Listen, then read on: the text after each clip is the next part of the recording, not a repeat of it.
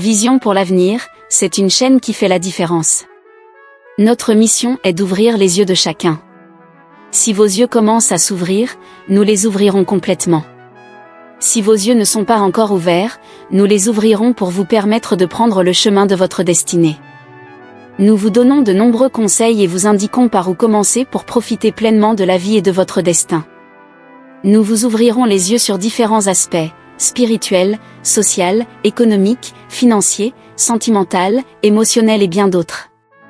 Oui, c'est notre mission. C'est pourquoi nous vous encourageons à nous rejoindre pour que nous puissions grandir ensemble. Cette fois, vous serez plus motivés que jamais. Pourquoi certains restent pauvres toute leur vie, alors que d'autres, partis de rien, parviennent à construire des empires? La pauvreté n'est pas seulement une question d'argent, mais surtout une question de mentalité et de choix quotidiens. Beaucoup de gens croient que la pauvreté, c'est seulement l'absence d'argent dans la poche ou sur le compte bancaire. Mais en réalité, la pauvreté commence bien avant le portefeuille, elle commence dans la tête et dans le cœur. Un homme peut avoir $0 aujourd'hui, mais s'il a une mentalité de vainqueur, une vision claire, et la volonté de se battre, il n'est pas pauvre, il est en transition vers la richesse.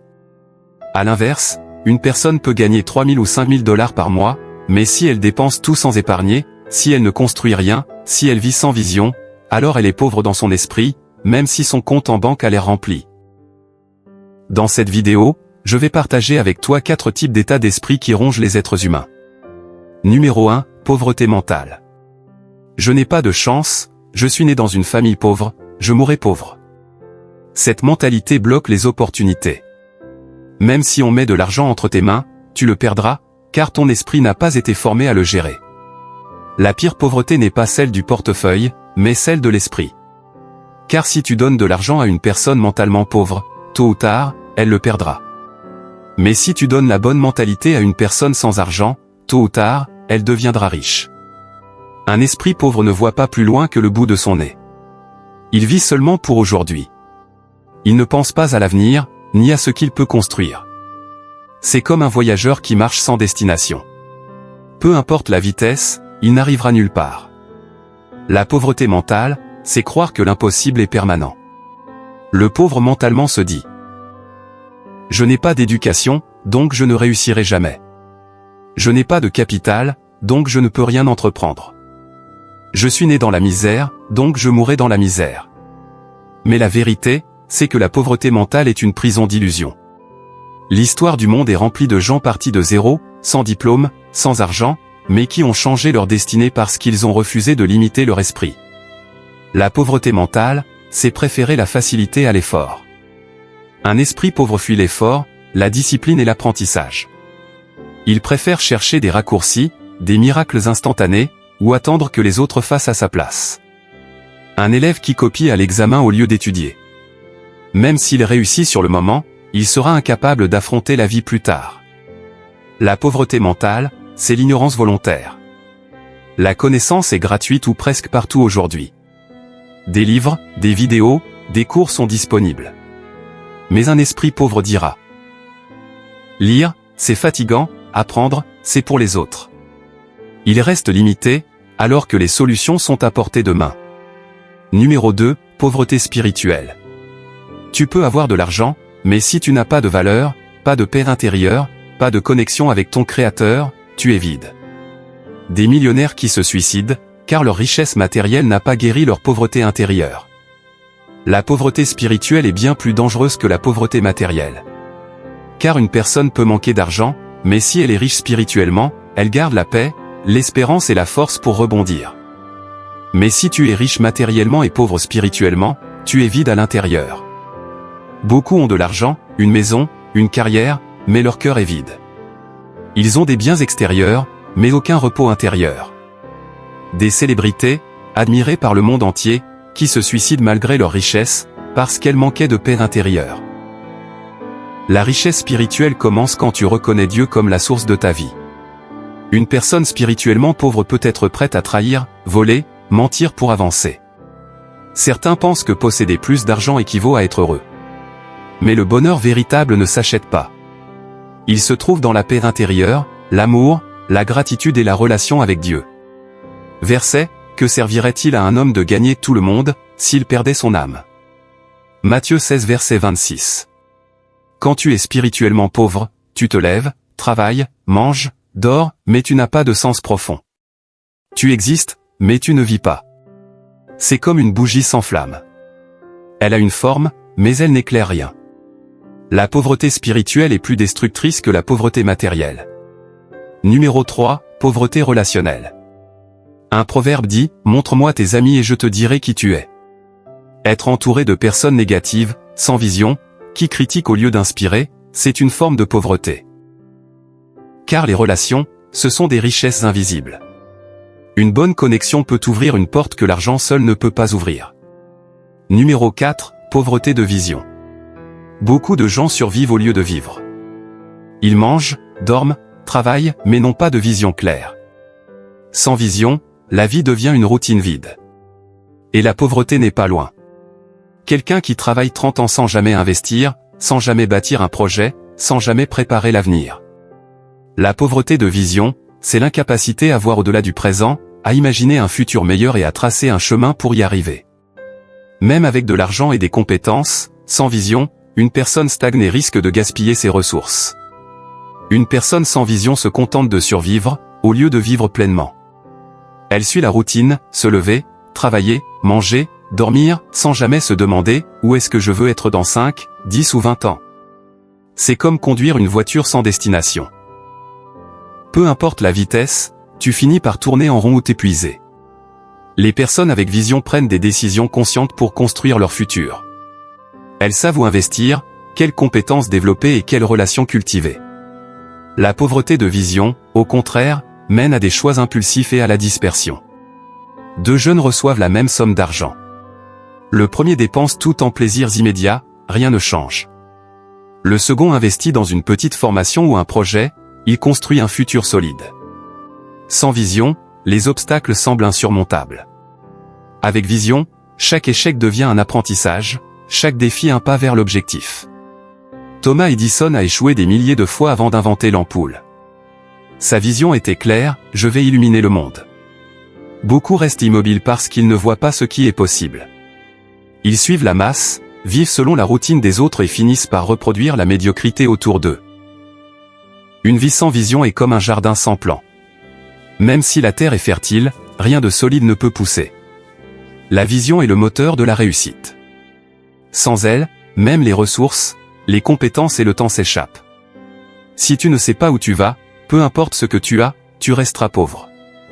La richesse commence par une vision claire de ton futur. La pauvreté n'est pas seulement une condition extérieure, c'est surtout une façon de penser. Et tant que la mentalité ne change pas, même si l'argent arrive, il s'envolera aussi vite qu'il est venu. Le pauvre mentalement croit que tout est la faute des autres. Si je suis pauvre, c'est à cause du gouvernement.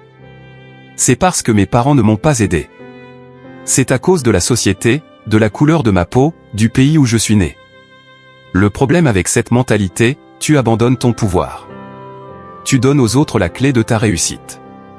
Deux personnes dans le même quartier défavorisé. L'une passe sa vie à se plaindre. L'autre décide d'apprendre une compétence, de travailler dur, de persévérer. L'une reste bloquée, l'autre s'en sort. Ce n'est pas la situation qui fait la différence, mais la mentalité. Le pauvre pense seulement à dépenser. Dès qu'il a de l'argent, il le transforme en plaisir immédiat. Nouveaux habits. Nouveau téléphone. Fêtes, sorties, voyages inutiles. Il ne pense pas à investir, ni à faire fructifier ce qu'il a.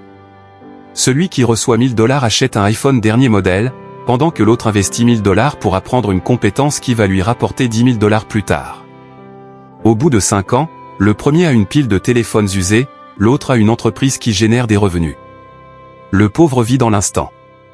Il veut le plaisir tout de suite, sans penser aux conséquences de demain.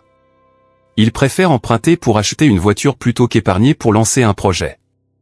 Il préfère 50 $ aujourd'hui que 500 $ demain. C'est comme un agriculteur qui mange toutes ses graines au lieu de les planter. Le lendemain, il aura faim. Le pauvre mentalement voit la réussite des autres comme une menace. Au lieu d'apprendre, il critique. Au lieu de demander conseil, il attaque. Il pense, s'il lui a réussi, c'est parce qu'il a volé, triché, ou eu de la chance. Il ferme son esprit à l'inspiration. Au lieu de grandir, il s'enferme dans l'amertume. Tant que tu penses comme un pauvre, tu resteras pauvre, même si on te donne de l'argent aujourd'hui. Mais dès que tu changes ton état d'esprit, tu commences à bâtir la vraie richesse.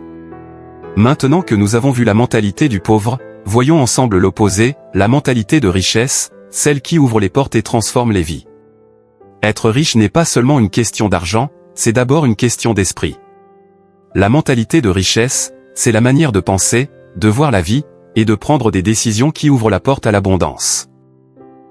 Le riche pense, je suis responsable de ma vie, de mes résultats, et de mon avenir. Il ne perd pas du temps à accuser le gouvernement, ses parents ou ses ennemis.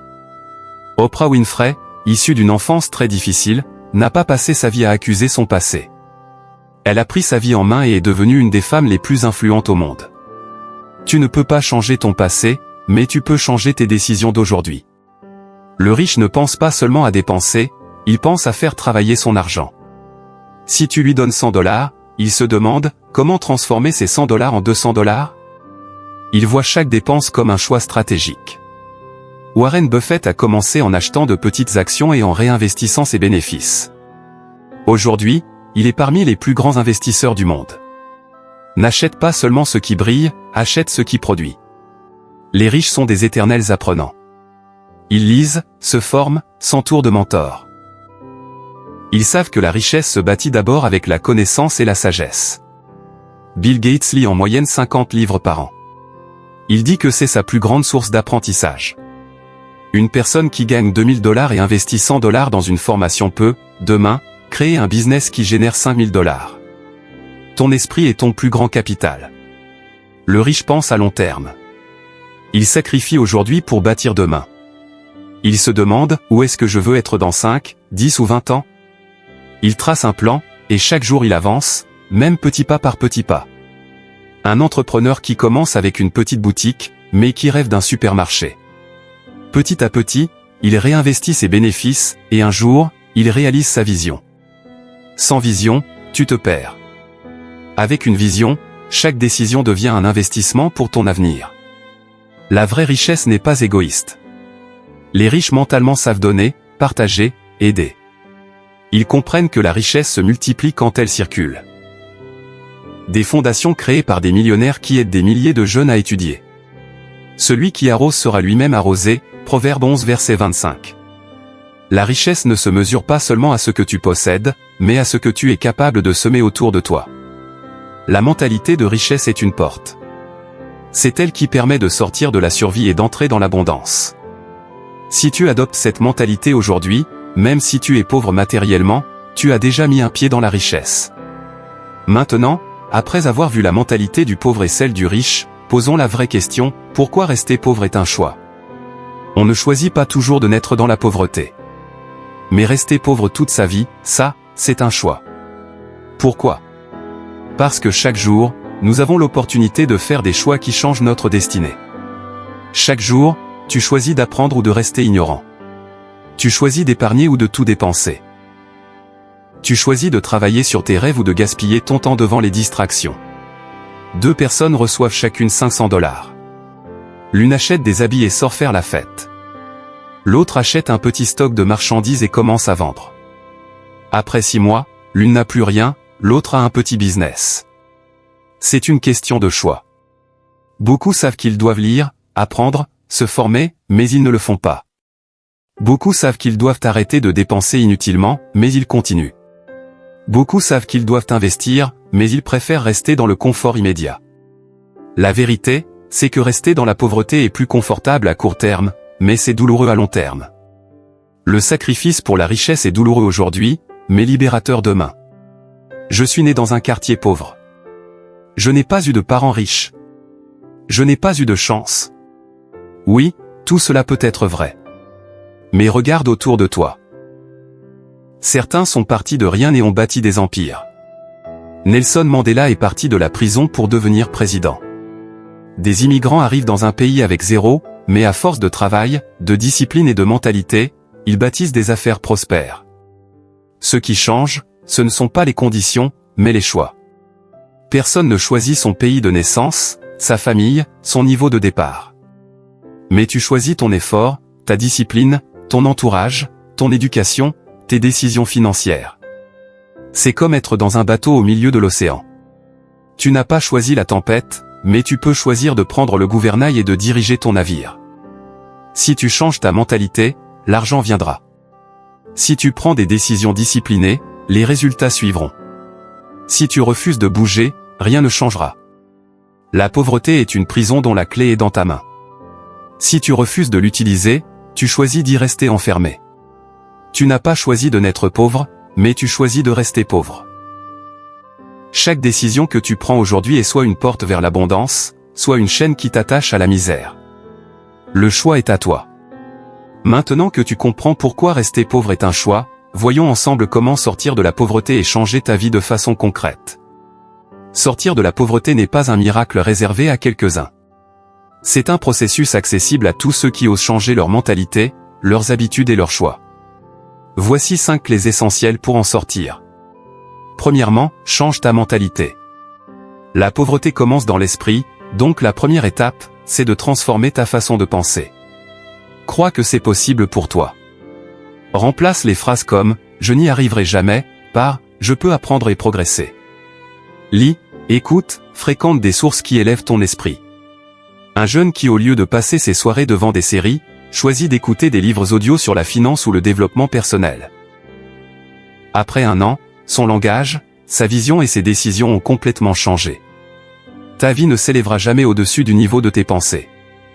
Deuxième, développe des compétences utiles. L'argent ne vient pas par la magie, il vient par la valeur que tu apportes. Identifie une compétence recherchée, informatique, commerce, marketing, artisanat, langue, etc.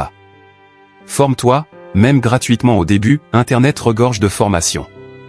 Mets-la en pratique, petit à petit. Une femme qui apprend la pâtisserie sur YouTube et commence à vendre des gâteaux dans son quartier. Petit à petit, elle passe de 2 clients à 200. Ta compétence est ton passeport vers l'abondance. Troisièmement, apprends à gérer ton argent. Beaucoup de personnes gagnent déjà assez pour sortir de la pauvreté, mais elles gèrent mal. Évite les dettes inutiles. Apprends à épargner, même petit à petit. Mets une partie de ton revenu dans l'investissement, pas seulement dans la consommation. Même avec $50 par mois, si tu les épargnes et investis intelligemment, au bout de 5 ans tu auras un capital de départ pour un projet. Ce n'est pas ce que tu gagnes qui compte, mais ce que tu gardes et fais fructifier. Quatrièmement, entoure-toi de personnes qui pensent grand. Ton entourage influence ta destinée. Si tu passes ton temps avec des personnes qui se plaignent, qui critiquent et qui ne veulent rien changer, tu resteras bloqué. Si tu marches avec des personnes ambitieuses, travailleuses, visionnaires, tu seras tiré vers le haut. Un jeune qui fréquente des amis qui passent leur temps en soirée n'avance pas. Mais celui qui rejoint un réseau d'entrepreneurs apprend, reçoit des conseils et finit par lancer sa propre activité. Tes relations sont des escaliers ou des chaînes. Choisis bien. Cinquièmement, ose sortir de ta zone de confort. Le confort d'aujourd'hui est souvent l'ennemi du succès de demain. Travaille plus dur que la moyenne. Ose entreprendre, même petit. Accepte de commencer petit, mais refuse de rester petit. C'est comme un muscle. Si tu ne le mets jamais sous pression, il reste faible. Mais si tu l'entraînes, il se développe. La richesse se trouve toujours hors de ta zone de confort. Sortir de la pauvreté n'est pas une promesse vide, c'est une réalité possible. Change ton mental. Développe tes compétences. Gère ton argent. Choisis ton entourage. Ose l'action. Si tu appliques ces 5 clés avec discipline, ton avenir ne sera plus jamais le même. Tu n'as peut-être pas choisi de naître pauvre, mais tu as le choix de ne pas mourir pauvre. La pauvreté n'est pas une fatalité, c'est un état temporaire que tu peux transformer. Aujourd'hui, tu as entendu une vérité que beaucoup refusent d'accepter, rester pauvre est un choix. Tu n'as peut-être pas choisi tes origines. Tu n'as pas choisi de naître dans la pauvreté, ni les conditions difficiles dans lesquelles tu as grandi. Mais tu as le pouvoir de choisir ton avenir. La pauvreté n'est pas une condamnation éternelle, c'est une saison que tu peux transformer par tes décisions, ton mental et tes actions. Tu as 2 options devant toi. Soit tu continues de penser comme hier, à chercher des excuses, à vivre dans la consommation et à blâmer les autres. Et dans 5 ans, tu seras exactement au même point. soit tu décides aujourd'hui de changer ta mentalité, d'investir dans ta croissance, de gérer ton argent différemment, de sortir de ta zone de confort, et dans 5 ans, ta vie sera méconnaissable. Ne dis plus « je suis pauvre ». Dis plutôt « je suis en transition vers la richesse ». Ne dis plus « je ne peux pas ». Dis plutôt « j'apprends à le faire ». Choisis un domaine de ta vie où tu veux sortir de la pauvreté, financière, mentale, spirituelle, relationnelle. Écris ton premier pas concret que tu vas poser dès aujourd'hui. Mets-toi en marche avec discipline, même si c'est petit. Rappelle-toi, le plus grand danger n'est pas d'échouer. Le plus grand danger, c'est de rester IMM.